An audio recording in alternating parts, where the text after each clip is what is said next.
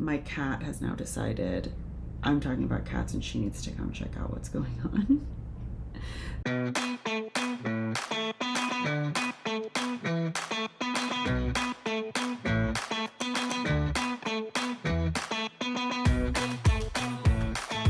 Hey there, adventurers. Welcome to Let's Just Go podcast. I'm Kayla, and today I'm talking all about Mykonos. So I went on a trip to Europe, went on a Disney cruise, and went to a few different ports that I loved while I was on that cruise. And this is actually just me recapping one of those. And I will say I have been to Mykonos multiple times. Love Mykonos so much. This was really great because I actually got to see a side of Mykonos I've never seen before. I booked a private tour very impulsively the day before because I knew how busy it was going to be in town, and I can't wait to tell you all about it. So the first thing to know about Mykonos, if you've never been there before, is that most boats are going to tender, which means they're going to be out on the water still. There's going to be an anchor dropped. There will be boats that you're loaded onto that then take you the short distance to Mykonos itself. So we had expected that we were going to be docking, like pulling up to land, because that was the expectation that had been set. I'm not sure by who. I don't know if Disney had told people that or if people had just assumed that and it sort of spread as misinformation. But that's not what happened. Also, the last time that I was in Mykonos, there was no way to dock. You had to tender, and it was exclusively tendering. That was a couple of years ago, and since then they've built an actual dock. So just know this is a situation where you take tender boats. So you also have to factor that into how long it takes you to get anywhere, because if you're tendering, you have to sort of follow a bunch of rules on the ship before you get onto the tender boat, and then you get dropped off, and then coming back it's the same thing. You're not just walking onto the ship, you're waiting in line to get on a little boat to go back to the ship. So we had to go to the theater, get a tender ticket number, sit down in the theater, wait until they told us we could go, and then we could take a tender. We were one of the first tenders out, which was great. Again, we knew the lay of the land. I had a very specific place I wanted to go get breakfast. And by breakfast, I meant a Freddo Cappuccino and a pastry. So we did that. We knew what time we were meeting our tour guide. So we walked around Old Town a little bit because it was so early. Like, we got one of the first tenders of the day and we were one of the first ships in port for the day. There was no one. It was so nice. I got so many pictures of empty streets or just a cat or two on the street. I did make some cat friends while we were having our coffee, which was great. They definitely were looking for people to feed them, which I loved. So that was great. It was really surprising that it wasn't that crowded that morning, because of the fact that we knew ahead of time this was going to be the busiest day in port for the entire month. So we were kind of dreading how busy it was going to be. That's why I booked the private tour. It was actually the first time I had ever done something really out of the old city of Mykonos. The last time that we were there, we did a brewery tour and went to like a cheese farm. And that was really cool, but it wasn't really exploring that far outside of town. Like, we could have theoretically walked to the places. We passed them on our day going out and exploring more. But it was really exciting to actually get to explore Mykonos outside of the tourist area. So I booked the tour through Viator. The day before, I received a text message from the company via WhatsApp that said, hey, here's where you're going to meet your tour guide tomorrow, just so you know. So that was great. We knew where we were going. We knew what time we needed to be there. It was right next to where we got dropped off with the tender boat. So that was great. We were able to get some pictures, like I said, before the tour itself started. I want to say the tour started at 9, but it might have been 8. And it was a private tour. So it was just Brian and I, nobody else. We got to do whatever we wanted to do, and that was honestly the best part. And this was really a highlight of the trip for me because of that.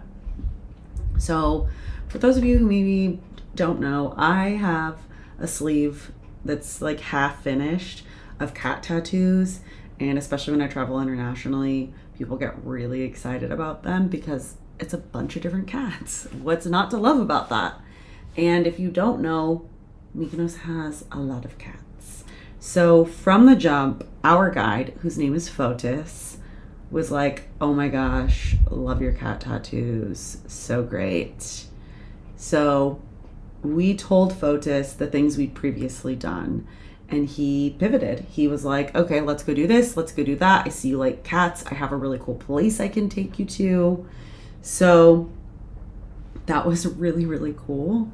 He also, I didn't know this, but he was taking photos and videos of us throughout the day too, which was really nice.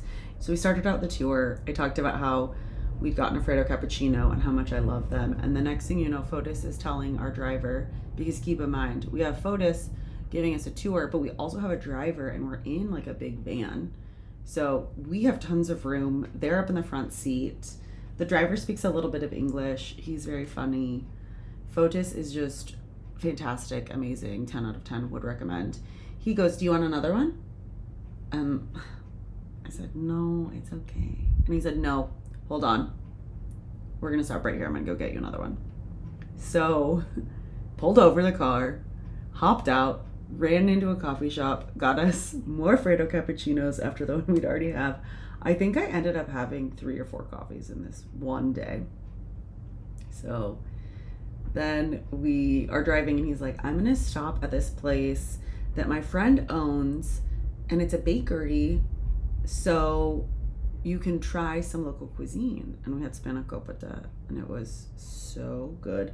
I don't like spinach, but there's something about spanakopita that I fuck with so much. So had that, it was so good. Then this is where things got really exciting. We did some touristy things, like we went up to this viewpoint that was really beautiful. We got some good pictures. We went to a dock for like these little boats that take people on tours to a different island. We went to a beach area that is really popular with the locals. So we got to see a lot of things that we wouldn't have otherwise seen in Mykonos. But the highlight for me was when Fotis said, we can take you to a cat sanctuary. And y'all, the scream I scrumped. I was so excited. He said, we'll stop first and get some treats. So we stopped at a grocery store. We got cat food and cat treats. And then we drove to this sanctuary, and you wouldn't have known it was there. It was hiding behind bushes, essentially, which is to protect the cats. It's been there since I think the 90s, and these cats are being so well looked after. They all have their own little houses, and the houses are in a partially enclosed like shed almost. And the little houses have a place for them to sleep. They have litter boxes. There's tons of bowls of food and water out for them. Some of them are friendly. Some of them are not as friendly. A lot of them were just sleeping. And they can come and go as they please. But people come every day and check on them and make sure that they're being taken care of. And it was so fun to see and so sweet.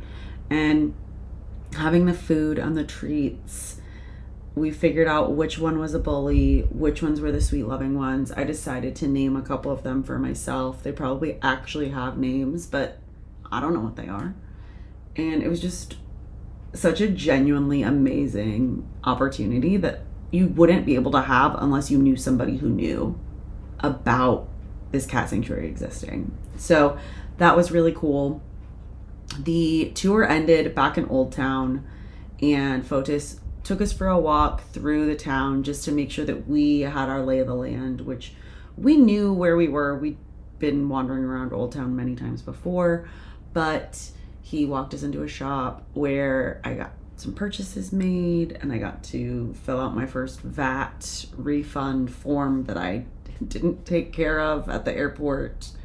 But it was really, really just a great experience. And the tour ended with enough time for us to still be able to explore Old Town. And that's exactly what we did. We walked around. I did ask Fotis about piercings and tattoo shops because he had tattoos as well. And I was like, hey, I think I'm going to go to this place to get my septum pierced. What do you think? And he was like, oh, I think they're probably pretty new, but they're in Old Town. Like, let me show you where they're at. So we wandered around. After he dropped us off, I messaged the shop that I was referring to on Instagram the night before. I said, do you do septum piercings? They said, yes, I do. Perfect.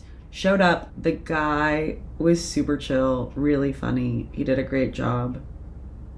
He called me a cow at one point. He was like, okay, now moo. While the, I'm gonna call it stick, while the stick was in my nose, like before he got the ring in. And definitely piercings are more painful than tattoos. That was really painful. And I'm glad I did it. I can't wait for it to heal enough so that I can swap out the jewelry. But it was good. Then I went to pay, and all of my cards were declining. I knew I had money on every single card, and I did have some cash, but I didn't have enough cash. So I just kept trying a card. They're declining. I'm getting like more and more worked up every card that declines because my body's in fight or flight from just getting this piercing done. And then on top of that, I can't get a card to work. So I finally gave him as much cash as I had. And then I think it was like 20 or 30 euros that I put on a card, an Apple card, actually, the like Apple credit card. That was the one card that would work. And since then, I've had other issues. I mentioned in the previous episode that I recently got back from Colombia, and I had a similar issue in Colombia where cards wouldn't work, but the Apple card worked. So shout out Apple. Your credit card actually works internationally, and I appreciate that. But we got the piercing all taken care of, got some saline spray. He told me, like basic tips for taking care of it. And then I said, okay, now I need a beer. Where do I go? And he said, you're going to go across the street to the bar. It's called Duck. And when I tell you, we sat there for hours having beers, having some snacks. I befriended the server. She and I exchanged Instagrams at the end of her time there because she was like, I really like you. You're really cool. Can we exchange Instagrams? And we're both like, we don't really post on Instagram very much, but here you go. And we've kept in contact, and she's been like sending me fun pictures of like the regulars that she has and her cats, and I've been sending her pictures of my cats, and it's been a whole thing. It was a lot of fun, but it was good. I had a ham and cheese toasty. We had some fries, and then that was where we had the 10th Freddo Cappuccino of the day. It wasn't actually the 10th. It was the third. I feel like there was a fourth somewhere, but I don't know where. Anyways, that was the third Freddo Cappuccino of the day. After we were done with my piercing and getting something to eat and having some beers, we got back on the ship, hung out for a little bit because we were tired. It was a long day. And then that was actually the night that we did dinner at Palo, which is an adults only restaurant on the cruise.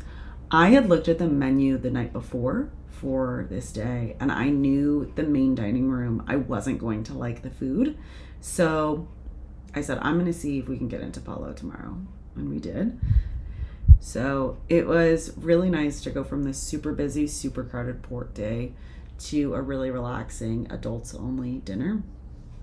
But I love Mykonos. If you've never been there, it's a stunning island. Everyone is so friendly. It is more expensive than mainland Greece, which is sort of to be expected. It's a tourist destination. If you go in the summertime, it's going to be very busy. But having someone like Fotis to show me around was great. He also gave me his contact info so that I can share it with my clients. So if you're interested in a tour guide, the next time you're in Mykonos, let me know. I've got people heading there next month actually, and I already told him I was going to give his contact info to them because they'll be there for a couple of days. And he's like, yeah, we can do on demand. Like, we can come pick them up, we can get them a rental car, whatever they want, we can do.